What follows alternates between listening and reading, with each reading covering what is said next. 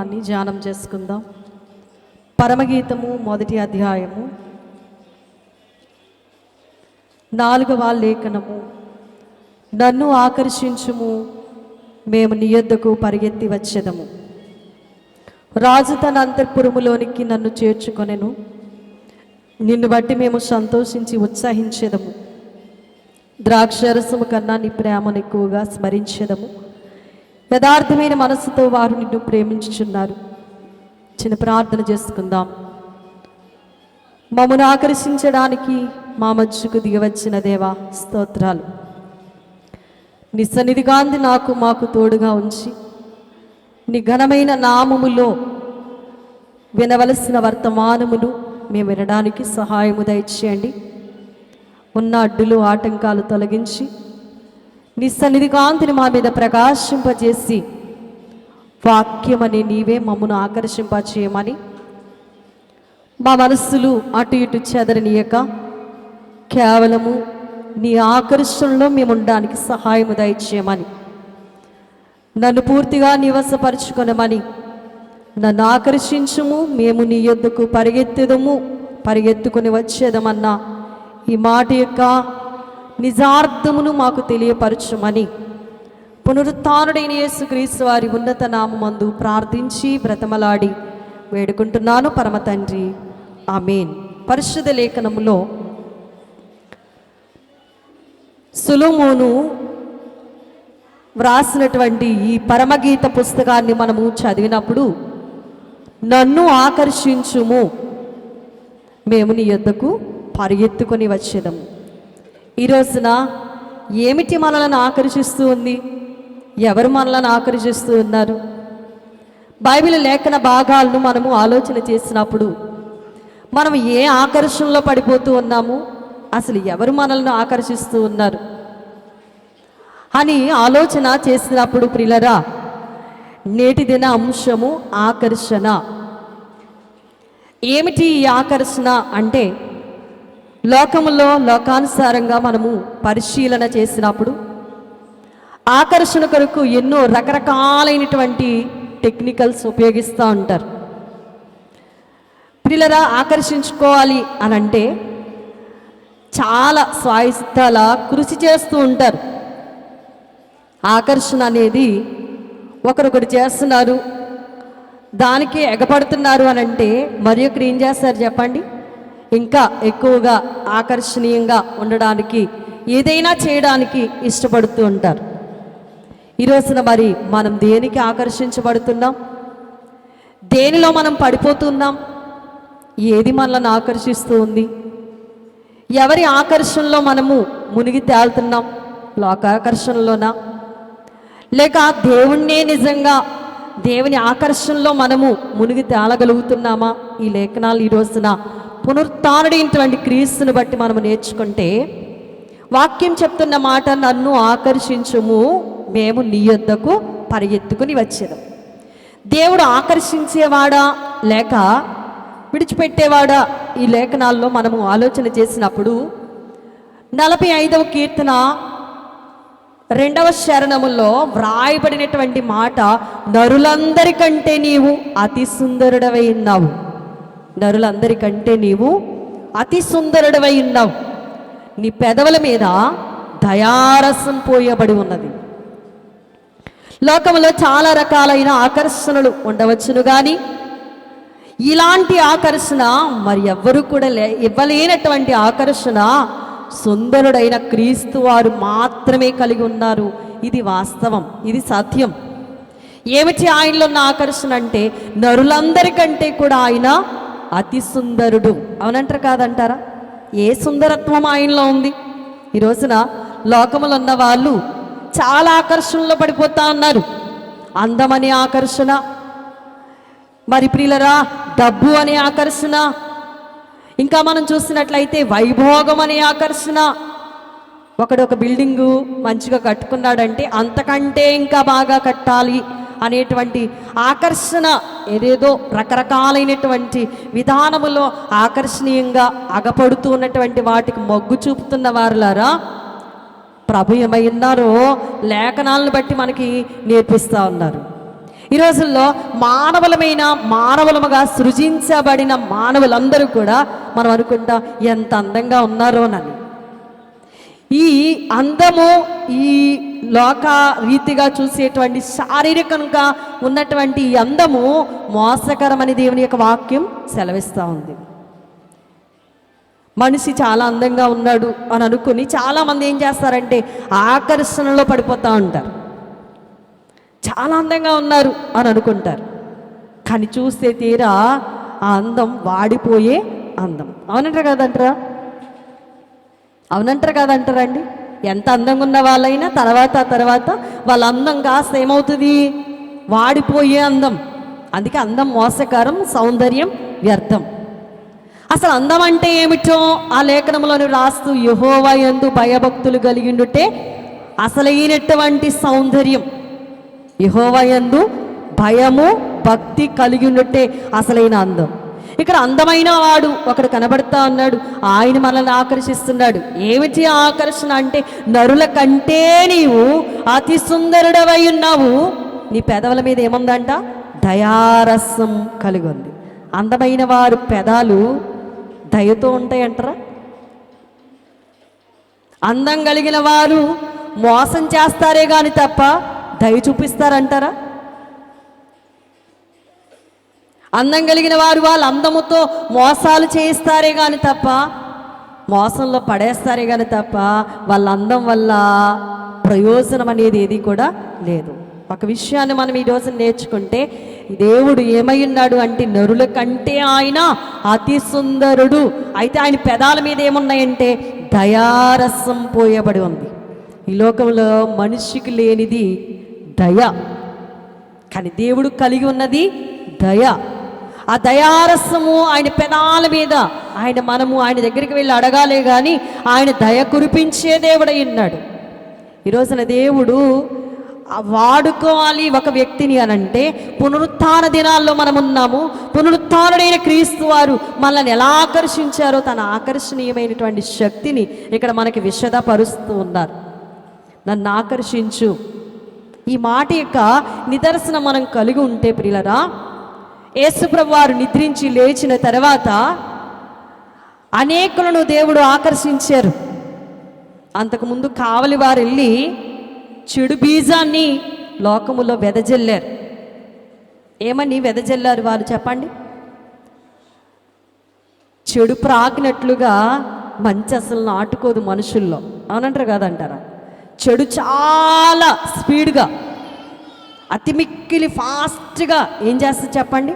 అలుమేసుకుంటుంది. మనిషికి ఎక్కాలంటే చాలా టైం తీసుకుంటుంది. యేసుప్రభు వారి యొక్క మంచితనాన్ని, యేసుప్రభు వారి యొక్క పునరుత్థాన మహిమను మనుషుల్లోనికి ప్రజ్వలించడానికి చాలా టైం పట్టింది.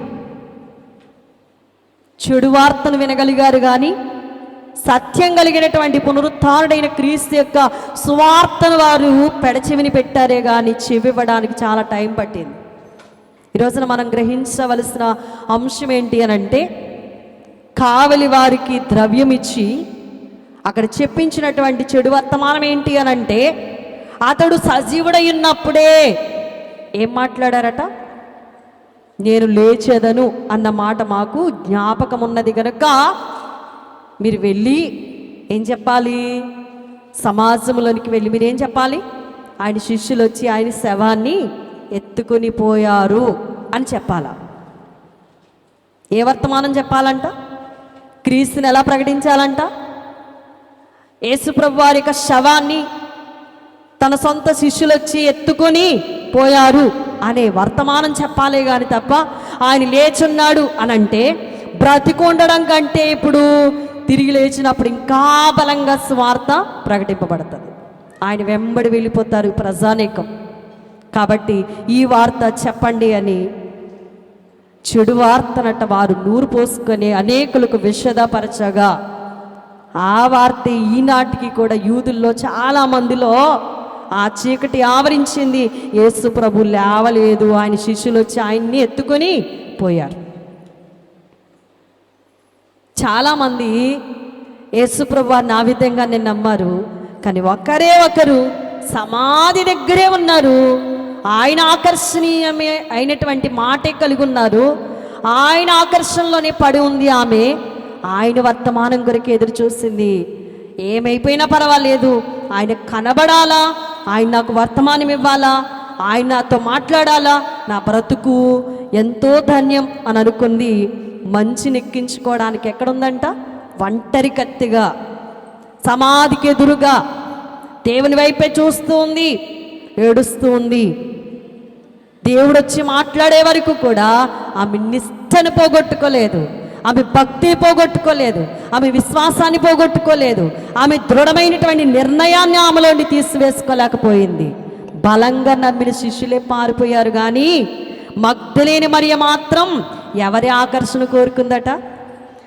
నన్ను ఆకర్షించుము, మేము నీ యొద్దకు పరిగెత్తుకుని వచ్చేది. ఎవరి ఆకర్షణ? ఇప్పుడు లోకం రకరకాలుగా చెప్పుకుంటా ఉన్నారు, లోకం రకరకాలుగా మాట్లాడుకుంటా ఉన్నారు. కానీ ఈ మగ్దలేని మరియ కేవలం ప్రభు ఆకర్షణ కొరకు ఎదురు చూస్తూ ఉంది, ప్రభు వైపే చూస్తూ ఉంది. ఆయన ఆకర్షించే దేవుడు కాబట్టి ఆమెతో మాట్లాడే వరకు కూడా ఆమె ఆయనను బట్టే ఆమె ఆనందిస్తూ ఉన్న సన్నివేశాన్ని ఈ రోజున కొన్ని ఆకర్షణలు బైబిల్ గ్రంథంలోని మనం చూసినట్లయితే, మొదటి ఆకర్షణ రూపాన్ని బట్టి కలిగిన ఆకర్షణ. రూపాన్ని బట్టి కలిగిన ఆకర్షణ. ఏంటి ఆకర్షణ? మనం ఇప్పుడు చదువుకున్నాం, నరుల కంటే నీవు అతి సుందరుడైన. మన ప్రభు ఏమై ఉన్నారంట? సుందరుడు కాడు, అతి సుందరుడు. ఆయన పెదాల మీద దయారసం పోయబడింది. యేసు ప్రభు అతి సుందరుడు, అతి సుందరత్వం కలిగిన దేవుడు. తన సౌందర్యాన్ని కూడా తన పిల్లలకి ఇచ్చే దేవుడై ఉన్నాడు. అందుకే వాక్య లేఖనం చెప్తుంది, నా రూప లావణ్యములు నీ రూప లావణ్యములుగా మార్చడానికి నేను ఈ లోకంలోనికి వచ్చాను. నా రక్తమే ప్రతి నిమిషము నీలో ధారగా ప్రవహింపజేస్తున్నాను, అదే నీకు జీవం. నేను బ్రతికేస్తున్నాను అని అనుకుంటే కుదరదు ప్రియులారా. దేవుని రూపం, దేవుని దివ్యమైనటువంటి రూపం మనకు అద్దడానికి, ఆయన సౌందర్యాన్ని మనకి ఇవ్వడానికి ఆయన తన జీవాన్ని రక్తము రూపములో మనలోనికి ప్రవేశపెడుతూ మనకి తన రూపాన్ని ఇచ్చుచూ ఉన్నారు. అందులో ముగ్గురు మనకి కనబడతా ఉంటారు. తన రూపం అలుముకున్న వారు ఎలాంటి వాళ్ళుగా ఉంటారు, తన రూపం ఎంత సౌందర్యం కలిగిన రూపం అని ఆలోచన చేసినప్పుడు ప్రియులారా, ఆయన రూప లావణ్యములు ఎంత గొప్పగా పనిచేస్తాయి మానవుల్లో అంటే, ఆనాటి ఇశ్రాయేలీలే మనకి సాదృశ్యం. నిర్గమాకాండములో ఉన్నటువంటి ఇశ్రాయేలుకు వచ్చిన శ్రమ ఇంత అంత కాదు. 430 సంవత్సరాలు వారు దేవునికి మొరపెట్టారు. 430 సంవత్సరాలు కూడా వారు దేవునికి మొరపెట్టినప్పుడు వారి మొర విని దేవుడు ఒక బలవంతుణ్ణి, ఒక రక్షకుని వారి కొరకు పంపించారంటారా? చెప్పండమ్మా. ఒక బలవంతుడు, ఒక రక్షకుడు, బలిష్టమైనటువంటి పౌరుషం కలిగిన వ్యక్తి ఎవరైనా వాళ్ళ మధ్యకొచ్చి గొప్ప కార్యాలు చేశారంటారా? మొదటి 2 అధ్యాయాలు మనము చదువుతూ ఉన్నప్పుడు ఆలలో నుండే లేవీయుడు ఒకడు వెళ్ళి లేవి వంశస్థురాలను ఒకరిని పెళ్లి చేసుకుంటే పుట్టినటువంటి ఒక చిన్న కుమారుడు, పసిబిడ్డ. ఆ బిడ్డ అందరూ చనిపోయినట్టు ఆ కుమారుడు కూడా ఏమైపోవాలా? చనిపోవాలా. దేవుని ఉద్దేశం, దేవుని గుణగణాలు, దేవుని యొక్క లక్షణాలు, దేవుని రూపం ఆ కుమారులో ఎలా ఉంచారో లేఖనం మనతో మాట్లాడుతూ ఉంది. ఈ రోజున మనము తెలుసుకోగలిగితే ప్రియులరా, ఆ కుమారుడినట్ట ఆ తల్లి 3 నెలలు దైవ సన్నిధి ప్రకారంగా ఇంటిలో పెంచింది. 3 నెలలు దాసింది. దాసిన తర్వాత దాసిన కుమారుని ఇంకా దాయిలేక ఏం చేసిందట? ఒక పెట్టెను తయారు చేసింది. మనం తయారు చేసుకోగలుగుతున్నామా? శ్రమ వచ్చేటప్పుడు మోషే తల్లి ఒక పెట్టెని రెడీ చేసుకోగలిగింది. నీకు నాకు శ్రమ ఏర్పడేటప్పుడు దైవ సన్నిధి సహవాసముతో, సహాయముతో మేలు చేసేటువంటి ఒక పెట్టెన తల్లి ఎలా తయారు చేసుకోగలిగిందో ఈ రోజున మనం తయారు చేసుకోగలుగుతున్నామా? ఆ తల్లి తయారు చేసినటువంటి ఆ పెట్టెలో ఆ పెట్టెని ఎక్కడికి తీసుకెళ్ళాలట? నైల్ నదిలో విడిచిపెట్టాలా. ఆ పెట్టెలో ఉన్న కుమారుడు బ్రతుకుతాడనేటువంటి నమ్మకం ఏమైనా ఉందా అంటే ఏ కోణాన కూడా కనిపించదు. కానీ ఆమె నమ్మిన దేవుని వైపు చూసింది కనుక ఆమె ఏర్పాటు చేసుకున్న పెట్టె సొంత ప్రయత్నాలతో ఏర్పాటు చేసుకోలేదు. దైవ ఉద్దేశం కలిగినటువంటి విధంగా దైవ సన్నిధి అలుముకున్నటువంటి ఆమె చక్కగా దేవుని యొక్క ప్రణాళిక ప్రకారంగా ఒక పెట్టెను ఆమె సిద్ధం చేసుకుంది. పెట్టెలో ఎవరిని పెడతారు చెప్పండి? పెట్టెలో ఎవరిని పెడతారు? ఏమ్మా, చచ్చిన తర్వాత శవాన్ని పెడతారు. మనం ఎవరినైనా పెట్టెలో పెట్టామనుకోండి, ఇంకా ఎక్కడికి వెళ్ళాలా? సమాధికి చేరాలా. కానీ ఈ తల్లి యొక్క ఉద్దేశం చూడండి, దైవ సన్నిధిలో. అందుకే దాదాసాయి గారు అన్నారు, సన్నిధిలోనే బ్రతుకు. సన్నిధిలో ఏముందంట? బ్రతుకుంది. పెట్టెలో పెట్టింది, పెట్టెకి ఏమేసిందండి? మూత కూడా వేసింది. వేయలేదా? పెట్టెలో ఏమైనా జీవం ఉందా? ఊపిరి ఆడడానికి ఏమైనా గాలి ద్వారాలు ఏమైనా ఉన్నాయంటారా? ఆలోచన చేసుకుందాం ప్రియులరా. ఆమె దేవుణ్ణి ఎంతగా నమ్మిందో, తండ్రిని ఆరాధిస్తున్న వారు ఆత్మతో ఆరాధిస్తున్నటువంటి ఆనాటి మరి హెబ్రీల్లో నుండి వచ్చినటువంటి ఆ స్త్రీ ఎంత నమ్మకముతో ఆ పెట్టెని రెడీ చేసుకుందో. ఆ పెట్టెలో సుందరుడైనటువంటి మోషే నుంచి ఆ పెట్టెని తీసుకెళ్ళి ఎక్కడ వదిలిందంట? తీసుకెళ్ళి ఏమండి, మొసళ్ళున్న ప్లేస్లో, మొసళ్ళకు నివాసం ఉన్నటువంటి ఆ భయంకరమైనటువంటి నైల్ నదుల్లో విడిచిపెట్టి ఏం జరుగుతుందో అనేటువంటి ఎలా చూడగలిగింది అని అంటే దివ్య దృష్టి, దైవ దృష్టి, జ్ఞానం కలిగిన దేవుని వైపు ఆమె చూస్తుంది కనుక ఏమి జరగాలో జరగవలసిన విషయాలన్నీ కూడా దైవజనులు అన్నారు చూడగలిగితే సినిమా రూపంలో ప్రభు మనకి చూపిస్తారు. ఆమె దైవ సన్నిధిని ఆశ్రయించింది కనుక, ప్రభు ప్రేరేపించగా చేసింది కనుక ఏం జరుగుతుందో ఆమెకు అంతా కూడా ఎక్కడి నుండి చూస్తుంది? నైల్ నదిలోకి వెళ్ళి ఏం చూడలేదు. ఆమె ఉన్న ప్లేస్ ఎక్కడండి? తన ఇంటి దగ్గరే ఉంది. అక్క మాత్రమే ఎక్కడికి వచ్చింది? నైల్ నదికి వచ్చింది. అక్క ఏం చేస్తుంది? అక్కడ ఏం జరుగుతుందా చూస్తూ ఉంది. ఈలోపు చూడండి ప్రియులరా, స్నానం చేయడానికి ఏటికొచ్చింది ఫరో కుమార్తె. ఒక విషయం మనం గుర్తించాలా? ఒక విషయం ఏమిటి మనకి అర్థమైతే ప్రభు యొక్క పునరుత్థాన మహిమ ఏంటో మనం అర్థం చేసుకోగలం. మీకు ఒక వాక్యం తెలుసు, ఆ వాక్యం యొక్క అర్థం మీకు తెలుసుంటే గనక వెర్రి పొరపాట్లు ఏం చేయరు అసలు. దావీదు రాసినటువంటి 23వ కీర్తన అందరికీ నోటెడ్. అందులో వ్రాయబడ్డ మాట శత్రువుల ఎదుట భోజనం. ఎప్పుడైనా ఆలోచన చేశారా? నీవు నా శత్రువుల ఎదుట నీవు నాకు భోజనము.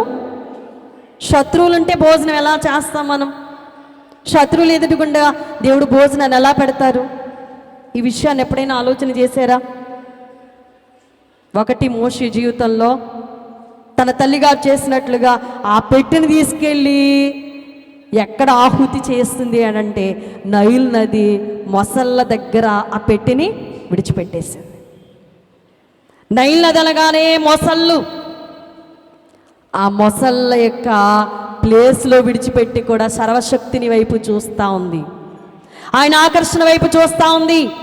దేవుడు ఎలా అయినా నా బిడ్డను ఆకర్షిస్తాడు, దేవుడు ఎలా అయినా నా బిడ్డని కనికరిస్తాడు, దేవుని యొక్క ఆకర్షణలో నా బిడ్డ ఉంటాడు అని ఆలోచన చేసింది. రెండవది చూస్తే ఇంకొక కషాయ ఇంటికి వెళ్తా ఉన్నాడు కుమారుడు. మంచి వాళ్ళ ఇంటికి వెళ్ళాడు అనుకుంటున్నారా? ఏమా స్నానం చేయడానికి వచ్చింది ఎవరో అనుకుంటున్నారా? ఎవరైతే చంపేమని ఆర్డర్ వేశారో వాళ్ళ కుమార్తె వచ్చింది స్నానం చేయడానికి. శత్రువుల ఇంట్లో భోజనం ఎలా ఉంటుందో మోషే చాలా విషదపరుస్తూ ఉన్నాడు. ఈ రోజున పనికెళ్ళే మీరైనా వాక్యం అర్థమైతే, దేవుని కార్యాలు నిజంగా మీరు నమ్మి విశ్వసించినట్లయితే వెర్రి పనులు మీరు చేయరు, దేవుని వైపు చూస్తారు, దేవుడు ఎంతకైనా తెగిస్తారని నమ్ముతారు. ఏదో పట్టినట్లుగా కూర్చోరు, దేవుని కార్యాలకు అడ్డుగా ఆటంకంగా ఉండరు. వాస్తవం చెప్తున్నాను. మోషే ఆ పెట్టెలో ఉండి అలా ఆడుకుంటూ ఏడుస్తూ ఆ పెట్టె లోపల ఉన్నప్పుడు ప్రియులరా స్నానం చేయడానికి వచ్చిన ఆమె చూసి ఆ పెట్టె నాకు కావాలి అని అడిగింది. అక్కడ తప్పించుకున్నాడు కానీ ఇక్కడ ప్రత్యక్షం అవుతున్నాడు. పెట్టి తెరవంగానే ఆ బిడ్డ ఎలా ఉన్నాడంట?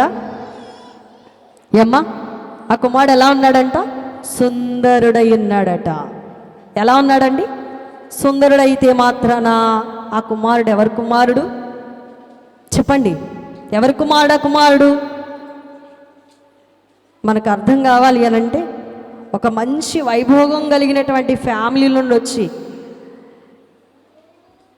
బయటెక్కడో అడుక్కుని ఒక బిడ్డని పెంచుకోవడానికి ఎవరైనా ఇష్టపడతారా? ఎంత అందంగా ఉంటే మాత్రాన ఇష్టపడతారా అండి?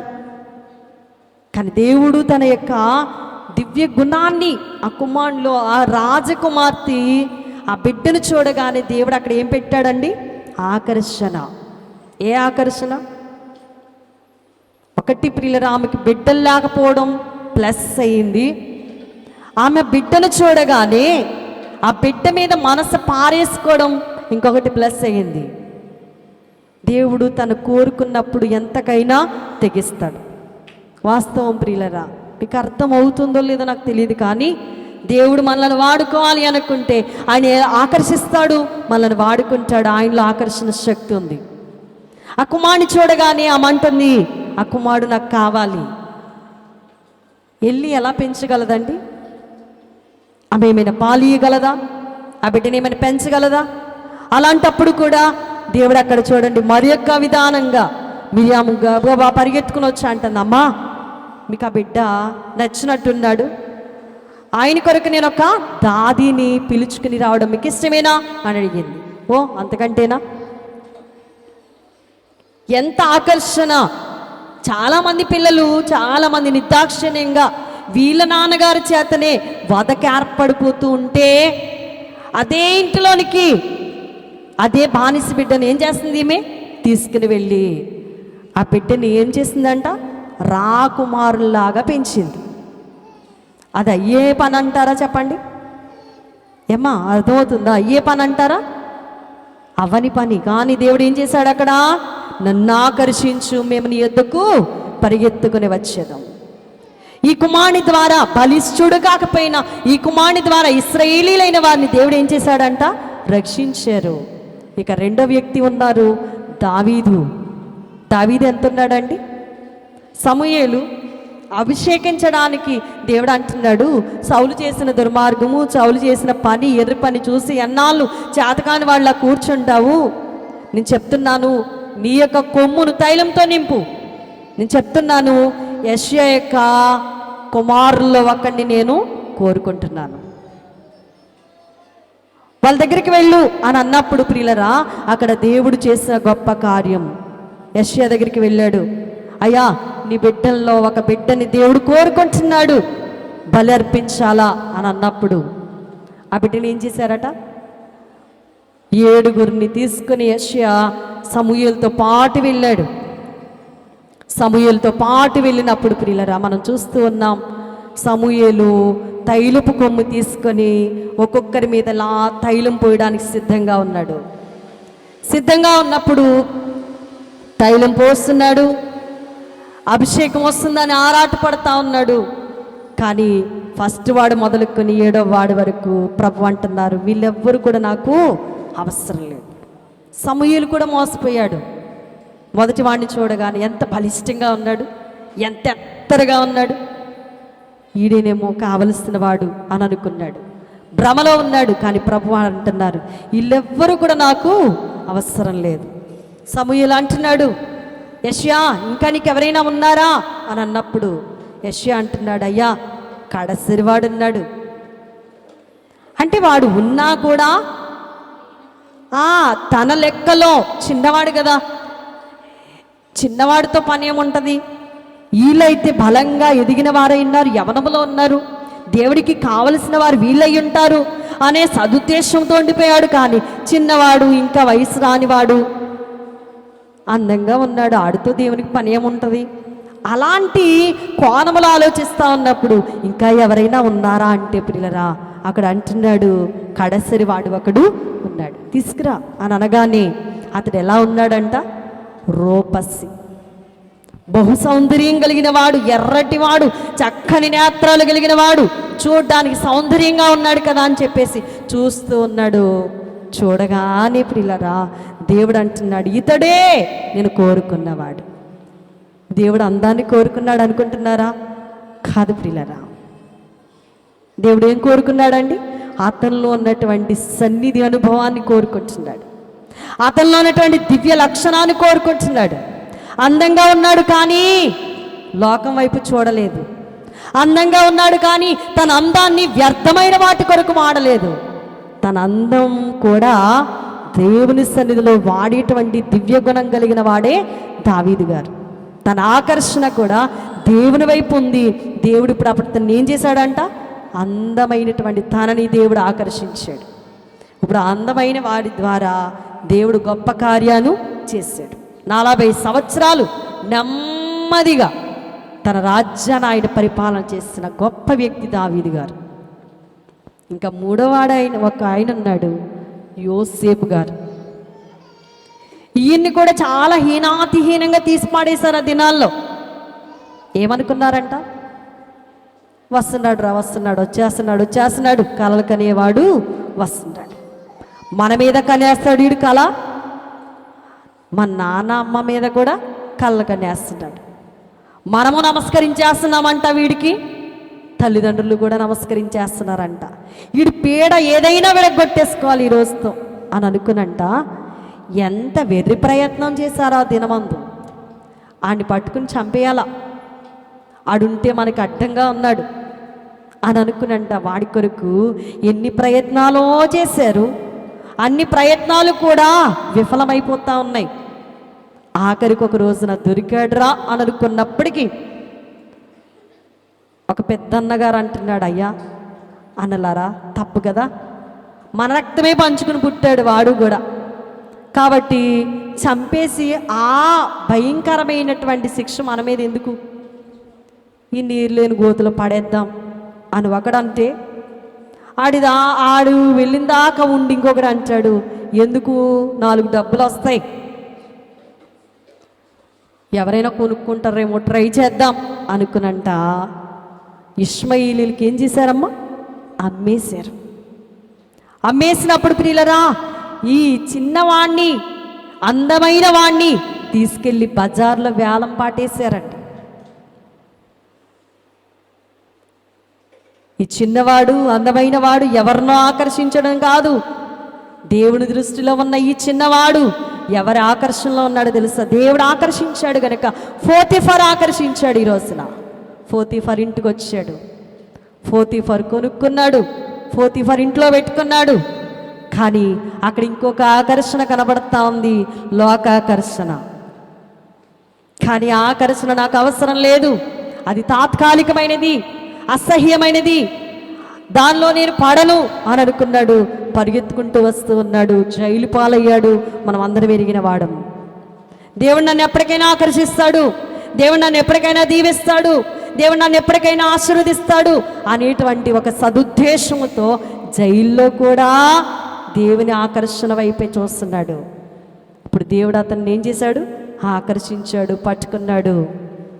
పోతీఫర్ కేవలం సింహాసనం మీద కూర్చున్నాడు, కానీ ఆకర్షణ అంతా ఎవరిదండి? యోసేపుదే. యోసేపు లేకపోతే బువ్వలేదు అక్కడ, యోసేపు లేకపోతే రాజ్యములో ఏమి లేదండి, ఆకలి తలమటించి చచ్చిపోతారు. కానీ దేవుడు యోసేపు ద్వారా గొప్ప కార్యాన్ని జరిగించారు. ఇప్పుడు ప్రియులరా రూపమును బట్టి దేవుడు ఏం చేస్తాడంట? ఆకర్షిస్తాడు. నిన్ను నన్ను తన రూపము ద్వారా దేవుడు మనల్ని ఏం చేస్తున్నాడు? ఆకర్షిస్తూ ఉన్నాడు. దేవుడు తన సౌందర్యాన్ని మనలో పెట్టాడు. ఏంటి ఆ సౌందర్యం? నీలో ఉందో లేదో ఒక్కసారి పరిశీలన చేసుకుంటే ఆ సౌందర్యం యెహోవా యందు భయము భక్తి కలిగిన సౌందర్యం. ఎవరిలో ఉందా సౌందర్యం చెప్పండి? మొదట మనం చెప్పుకున్నటువంటి ఎవరిలో ఉందండి? ఎవరిలో ఉందమ్మా? మోషే గారిలో ఉందా సౌందర్యం. మోషే తన తల్లి చెప్పినటువంటి బాధకు విధేయుడయ్యాడు గనుకనే అతని సౌందర్యాన్ని దేవుడు చూశాడు. యోసేపు తన సౌందర్యాన్ని, దేవుని యందు భయము భక్తి అనే తన సౌందర్యాన్ని కనపరిచాడు గనుకనే 40 సంవత్సరాలు ఏకదాటిగా పరిపాలన చేయగలిగాడు. దావీదు సౌందర్యం కలిగిన వాడిగా పరిపాలన చేశాడు. ఈ రోజున మనం చూస్తే సమరయ స్త్రీని కూడా ప్రభు ఏం చేశారు? ఆకర్షించారు. సమరయ స్త్రీని ఏం చేశారంట? ప్రభు ఆకర్షించారు. నన్ను ఆకర్షించు. దేవుడు ఆకర్షించగా సమరయ స్త్రీ పరిగెత్తుకుంటూ వచ్చింది. అసలు సమరయులు యూదులు మాట్లాడుకోరట, కానీ దేవుడు అద్భుతంగా అక్కడ ఏం చేశాడు చెప్పండి? ఆ స్త్రీని ఆకర్షించాడు. దేవుడు ఆమెను పట్టుకోవడమే కాదు, ఆ ఆకర్షణలో అనేక మంది సమరయులు అందరూ కూడా ప్రభుని అంగీకరించారు. ప్రభు ఆకర్షణలో ఉన్నావా లేక లోకాకర్షణలో ఉన్నావా? పొట్టి జక్కయ్య డబ్బు ఆకర్షణలో ఉన్నంతసేపు కూడా ఎంతగానో సంపాదించేశాడు. ఆకర్షణీయంగా ఎన్నో రకరకాలైనటువంటి స్థితుల్లో తన జీవితాన్ని కట్టేసుకున్నాడు. కానీ ప్రభు ఆకర్షించగా ఆకర్షణీయమైన లోకాన్ని విడిచిపెట్టేశాడు. ప్రభుకి ఆహుతైపోయాడు. ప్రభువా, నువ్వు ఉంటే చాలు, నాకు ఈ లోకములో ఉన్న ఆకర్షణ ఏది అవసరం లేదు, ఈ డబ్బా నాకు అవసరం లేదు, నేను ఎంత సంపాదించాను అంతకంటే ఇదిగో పారేస్తున్నా, నాకు ఏం అవసరం లేదు, నీవే నన్ను ఆకర్షించు, నేను నీ దగ్గరే ఉండిపోతాను అని అన్నాడు. ఈ రోజున విడిచిపెట్టిన దానికి ఎగబడుతున్నావా? ప్రభు ఆకర్షణలో పడి ప్రభును హత్తుకుంటున్నావా? ఆలోచన చేసుకుందాం. రెండవది, దేవుడు బోధ ద్వారా ఆకర్షిస్తాడట. మార్కు సువార్త 1వ అధ్యాయం 27వ వచనాన్ని చదివి సహకరించండి. మార్కు సువార్త 1వ అధ్యాయం 27వ వచనంలో అందరూ విస్మయం ఉందారు. ఇదేమిటో, ఇది క్రొత్త బోధగా ఉంది, ఈయన అధికారంతో ఎవరికట? అపవిత్రాత్మలకును ఆజ్ఞాపిస్తూ ఉన్నాడు, ఆయన అవి కూడా ఆయనకి లోబడిపోతా ఉన్నాయి అని లాగున ఒకరితో ఒకరు చెప్పుకుంటున్నారంట. ఇదేంటి? ఇది ఒక క్రొత్త బోధగా ఉంది. ధర్మశాస్త్రం తెలియని వారా కాదు, ధర్మశాస్త్రాలు లేఖనాలు బాగా తెలిసిన వారు. ఇప్పుడు యేసుప్రభు వారు వచ్చిన తర్వాత యేసుప్రభు వారు అధికారంతో మాట్లాడుతున్నాడు, ఆయన ఆకర్షిస్తూ ఉన్నాడు, ఆయన ఒక మాట అంటున్నాడు, ఆ మాటకు అందరూ కూడా విస్మయం అందారట. ఇదేంటి?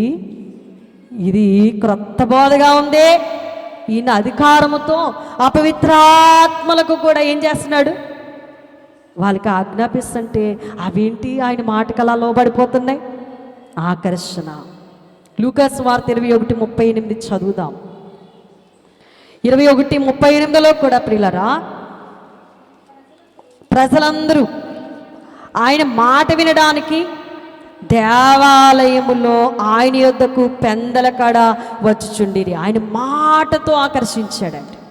మాట్లాడితే బాగుండు, యేసయ్య మాట్లాడితే బాగుండు. ఆయన మాటల కొరకట పెందల కడే జనం తండోపతండాలుగా యేసువారి దగ్గరికి వచ్చేవారట. మరి మీ ఆకర్షణ ఎలా ఉంది? ఎప్పుడు ముగిస్తారా? ఎప్పుడు ఇంటికి వెళ్ళిపోదామా? ఈరోజు ఎప్పుడు పండగలో ఎక్కిపిద్దామా? ఎప్పుడు భోజనాలు చేసేద్దామా? అంతేనా అండి? ఈరోజు ఫెస్టివల్ కనుక అంబేద్కర్ ఆకర్షణ, లేకపోతే వాళ్ళు పెట్టే రేడియోల మీద ఆకర్షణ, ఇలా కలిగి ఉన్నామేమో. ఆ రోజునట్ట పెందల కాడే యేసువారి యొక్క మాటలు వినడానికి వాళ్ళు ఏం చేశారట? ఆకర్షించబడ్డారు. మన ఆకర్షణ ఏ విధంగా ఉంది ఆలోచన చేద్దాం ప్రియులారా. మూడవది చూస్తే ప్రవర్తన ద్వారా ఆకర్షణ. యోహాను సువార్త 18వ అధ్యాయంలో 20వ లేఖనాన్ని మనము గ్రహించినప్పుడు యేసువారు అంటున్నారు, నేను బాహాటంగా లోకం ఎదుట మాట్లాడాను, యూదులందరూ కూడి వచ్చేటువంటి సమాజ మందిరంలో, దేవాలయంలో నువ్వు ఎల్లప్పుడూ బోధించాను, రహస్యంగా నేను ఎప్పుడు కూడా మాట్లాడలేదు. ఆయన ప్రవర్తనలో ఆకర్షణ. ఎంత చక్కగా ప్రవర్తిస్తున్నాడు చూడండి. ఏమంటున్నాడు ఆయన? బాహాటంగానే, డంక లేదు, బాహాటంగానే సమాజం ఎదుట అందరూ కూడి వచ్చే దేవాలయములో ఆయన ఎంతో చక్కగా ఆయన ప్రవర్తన ద్వారా అనేకులను ఏం చేశాడు చెప్పండి? సీక్రెట్గా ప్రభు ఏది చేయలేదండి. సీక్రెట్గా ఒక వ్యక్తిని ఏం మార్చలేదు దేవుడు. ఎవరున్న చోట ఆయన మాట్లాడారు. అందరూ కూడుకున్న సమయంలోనే, అందరూ ఉన్న దగ్గరే దేవుడు తన యొక్క ప్రవర్తన ద్వారా అనేకులను ఆకర్షించారు. పేతురు రాసినటువంటి మొదటి పత్రిక 2వ అధ్యాయం 22వ వాక్య లేఖనములో ఆయన పాపం చేయలేదు, ఆయన నోటిలో ఏ కపటం కూడా లేదు, ఆయన నోట్లో లేదు, ఆయన పాపమేమీ కూడా చేయలేదు. పాపం అనేది ఆయనకి ప్రియులరా లేదు. ఆయన నోట ఏ కపటం కూడా కనబడదు. ప్రవర్తనలో ఆయన మనలను ఆకర్షించుకుంటున్నారు. ఆయన ప్రవర్తనే మనల్ని ఆకర్షిస్తుంది. ఆయన నోట్లో ఏ కపటం లేదు. ఇక్కడ ఒక మాట అని ఆ మాటను వెనక్కి తీసుకునే దేవుడు అస్సలు కాడు, కపటం చూపించే దేవుడు అస్సలు కాడు ప్రియులరా. ఆయన సీక్రెట్గా ఎవరితోనూ కూడా ఆయన ప్రవర్తించలేదు, రహస్యంగా ఏది కూడా ఆయన చేయలేదు. అందరూ ఉన్న మహాసమాజములో దేవాలయములో గొంతెత్తి ఆయన బోధించారు. అనేకులు ఆయన ప్రవర్తన చూసి ఆకర్షితులై ఆయన వెంట వచ్చేవారు. దోనెక్కితే దోని వెంబడి వెళ్ళిపోయేవారు, కొండెక్కితే కొండ మీదకి వెళ్ళిపోయేవారు. ఎందుకు? ఆయన ప్రవర్తన అంత గొప్పది కనుక. అది ఆకర్షణ. ఇక 4వది చూస్తే యోహాను సువార్త 5వ అధ్యాయం ప్రారంభవచనములో అద్భుతాల ద్వారా దేవుడు ఆకర్షించుకున్నారట. ఆయన అద్భుతాలు చేసిన దేవుడు. అక్కడ ప్రియులరా మనం ఆలోచన చేసినప్పుడు యెరూషలేము మరి ద్వారం దగ్గర అనేక గొప్ప కార్యాలు, దేవదూత గారు రావడం, కోనేటి ఆ నీరు కదిలించడం, ఆ దేవదూత గారు వచ్చే సమయంలో ఎవరు పడుతున్నారు? వారందరూ కూడా పడి ఏం చేస్తున్నారంట?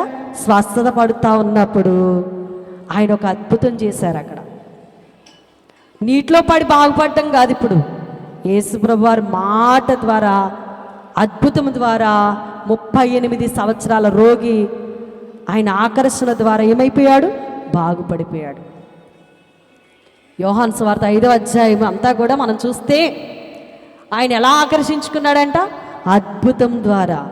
కోనేరు ఉంది కానీ కోనేటిలోకి దిగే శక్తి ఈ వ్యాధిగ్రస్తుడికి లేకపోగా దేవుడు వచ్చి అంటున్నాడు, అబ్బాయ్ ఎన్నాళ్ళు ఇంకా పడుంటావు, లేచి నీ పరుపెత్తుకో అనగానే దేవుడు అద్భుతం ద్వారా దేవుడు ఆకర్షించారు. మార్కు సువార్తలో కూడా 5వ అధ్యాయం ప్రారంభ వచ్చిన భాగాలు కూడా మనం చూస్తే వారా సముద్రమునకు అద్దరనున్న గరాసీనీల దేశానికి వచ్చారు. అక్కడ కూడా దేవుడు ఆకర్షించారు. సంకెళ్ళతో ఉన్న వాణ్ణి దేవుడు ఏం చేశాడు చెప్పండి? స్వస్థపరిచి ఆకర్షించాడు. అతడు గొప్ప సద్బోధకుడిగా దేవుడు అతన్ని మార్చేశాడు. చూడండి, ఆయన యొద్దకు రాలేని వారి యొద్దకు కూడా వెళ్ళి ఆయన ఏం చేశాడమ్మా? బాగు చేశారు. దయ్యం పట్టిన వాడు దేవుని దగ్గరికి వస్తాడా? కానీ ప్రభు వెళ్ళి వాడిని ఏం చేశారట? ఆకర్షించారు, బాగు చేశారు. ఇంకా మనం చూస్తే యోహాను సువార్త 12వ అధ్యాయం 32వ వచనములో మరణము ద్వారా ఆకర్షించారట. దేని ద్వారానమ్మా? మరణము ద్వారా. 12వ అధ్యాయము 32వ వచనములో చూడండి ఏమంటున్నాడండి? నేను భూమి మీద నుండి పైకెత్తబడిన ఎడలా అందరినీ ఆకర్షించేసుకుంటాను. ప్రభు భూమి మీద నుండి పైకెత్తబడాలి, తర్వాత అందరం కూడా ఏం చేయబడతాం? అందుకే ఆయన ఆకర్షణలో నీవు ఉన్నావా? ఆయన ఆకర్షిస్తూ ఉన్నాడు. నీవు ఆయన ఆకర్షణకు లోబడుతున్నావా? ఆలోచన చేసుకుందాం ప్రియులరా. మరి మనం దేవుని వైపు చూడాలి. దైవజనులు ఫాదర్ ఎం దేవదసయ్య గారు అన్నారు, క్రైస్తవుడట సముద్రం లాంటి వాడట. క్రైస్తవుడు ఎలాంటి వాడండి? సముద్రం లాంటి వాడు. అంటే శ్రమలు జయించేవాడు. సముద్రం దగ్గరికి వెళ్తే అలలు ఓరెత్తునలా వస్తూనే ఉంటాయి. లోపలికి వెళ్ళి చూడండి, సముద్రం చాలా నిమ్మలంగా ప్రశాంతంగా ఉంటుంది. అలలు ఎక్కడ ఉంటాయండి? ఎక్కడుంటాయమ్మా? వారనే ఉంటాయి, లోపలికి వెళ్తే ఉండవు.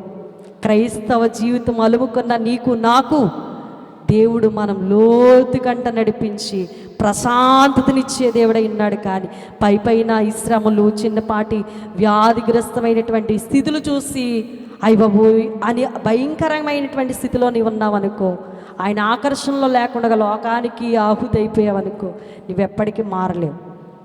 సముద్రం లాంటి నీవు అలలకు భయపడక ఏం చేయాలంట? సముద్రం లోపల ఏముందండి? నిమ్మలముగా ఉంటుంది, ప్రశాంతంగా ఉంటుంది. పైకి మాత్రం ఎప్పుడు పొంగుతున్నట్టుగానే కనబడుతుంది. అందుకే దైవజనులు అన్నారు, ఎన్ని శ్రమలో అన్ని దానాలే.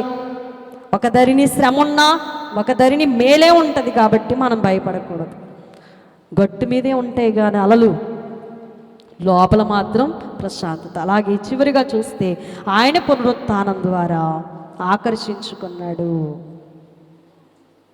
ఆయన పునరుత్థానం ద్వారా ఏం చేశాడు? సమరయ స్త్రీని ఆకర్షించుకున్నాడు. అనేకులను ఆకర్షించారు. ఈ 40 దినాలు కూడా అనేకులకు ప్రభు కనబడ్డారు.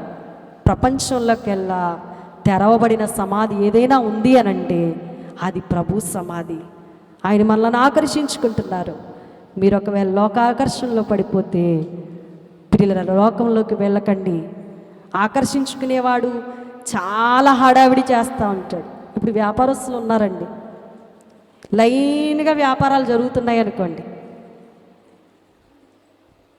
కొంతమంది టెక్నికల్ ఉపయోగించి ఏం చేస్తారు చెప్పండి? సౌకుగాను క్వాలిటీ చూపించో జనాన్ని ఏం చేస్తారు? ఆకర్షిస్తారు.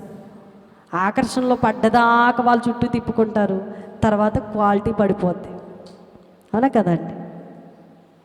కొన్ని విధానాలు లోకస్తులు ఉపయోగిస్తారు, కానీ మన ప్రభు అలాంటి వారు కాదు. కానా వివాహం చూడండి. కానా వివాహములో ద్రాక్షారసం అయిపోతే ముప్పదిప్పలు పడ్డి ఎవరికి చెప్పాలా, ఏం చేయాలా అని అనుకున్నప్పుడు యేసువారికి ఆ వార్త వెళ్తే నీళ్లను దేవుడు ఏం చేశారట? ద్రాక్షారసంగా మార్చేశారు. అప్పుడు ప్రజలు ఏమన్నారు చెప్పండి? ఎవడైనా ముందు మంచి ద్రాక్షారసం పోతారు, తర్వాత మొత్తొచ్చిన తర్వాత జబ్బు రసం పోస్తారు. నువ్వేంటి మంచి రసం ఉంచుకొని జబ్బు రసం పోసేవారు. ప్రభు ఆకర్షించిన తర్వాత ఆయన ఆకర్షణలో మనం పడ్డామనుకోండి, మన ఆనందానికి అవధులు ఉండవు. లోకాకర్షణలో పడ్డాయనుకో అవి మనలను ఎప్పటికీ బయటికి రానియవు. జాగ్రత్త పడదాం ప్రియులారా. దేవుడు మనల్ని ఆకర్షించడానికి మన మధ్య కూర్చున్నారు. తన పునరుత్థాన మహిమ. అక్కడ చెడ్డ సమాచారం వెంటనే అలుముకుంది, కానీ మంచి సమాచారం అందుకోలేకపోయారు. అందుకే చెవులున్నాయంట, కానీ చాలామందికి చెవులు పనికిరావు. దేనికి ఇస్తారు చెవులు చెప్పండి? ఆలకించు చెవుల నీచెను దేవాది దేవుడు, ఆలకించు శక్తి నీచెను, మేలు మాటలాలకించి మిగతా మాటలాలకింప జాలకాండి నాటి తెలివి జన్మమందే దేవుడిచ్చే. ఆలకించే చెవిచ్చాడు, ఆలకించే శక్తి ఇచ్చాడు. ఏం ఆలకిస్తున్నావు? మంచి మాటలు ఆలకించడానికి, మేలు మాటలు ఆలకించడానికి, మిగతా మాటలు ఆలకింపకుండడానికి. ఈరోజు ఉంది కదని చెప్పేసి ఏది పడితే అది వినడానికి కాదు. చెవి దురద పెట్టిన చెవుల్లాగా ఏది పడితే అది వినేసావనుకో నష్టపోయేది నీవే. నన్ను ఆకర్షించు అని ప్రభు చెప్తున్నారు. నీకు నిజంగా ప్రభు ఆకర్షణ తెలుసుంటే గనక ప్రభువులో ఉన్న ఆకర్షణను బట్టి ఇంకా లోతుకు వెళ్తావు, ప్రశాంతంగా నిమ్మలంగా ఉంటావు, పునరుత్థానాన్ని బట్టి శక్తి మహిమ తెచ్చుకుంటావు, ప్రభువులో నిత్యము నడుస్తావు. లోకంలో పడ్డావా నిన్ను ఇంకెవరు కూడా రక్షించలేరు. లోకంలో ఉన్న ఆకర్షణ అంతా కూడా వ్యర్థమైనది. కాబట్టి ప్రియులరా, దేవుని ఆకర్షణ వైపు చూసి ప్రభు మాటలు ఆలకించి ప్రభు శక్తిని పొందుకునే ధన్యత పునరుత్థానుడైన యేసుక్రీస్తు ప్రభువారు మనందరికీ దయచేయునుగాక. ఆమేన్. మెగారు మా మర్చికొచ్చిన తండ్రి, మీకు వందనాలయ్యా, స్తోత్రాలయ్యా. సర్వశక్తిమంతుడా, నిత్య నివాసి, నీకు నమస్కారములు. కూడి వచ్చిన నాకు మాకు అందరికీ నీ దయగల వర్తమానం అనుగ్రహింపచేసి నీ ఆకర్షణలో మమ్మను నింపడానికి, మమ్మల్ని అలంకరించడానికి ఆకర్షిస్తూ ఉన్న తండ్రి, నీ మాటల చేత మేము నింపబడి నీతో నిత్యం ఉండే నీ గొప్ప రూపం మాకు ఇచ్చిన తండ్రి, నీతో సహవాస భాగ్యము ద్వారా నిత్యం నీతో ఉండే భాగ్యం మాకు దయచేయము. పునరుత్థానుడైన యేసుక్రీస్తు వారి నామమున వేడుకుంటున్నాను పరమ తండ్రి. ఆమేన్. మీ అందరికీ మరణాత.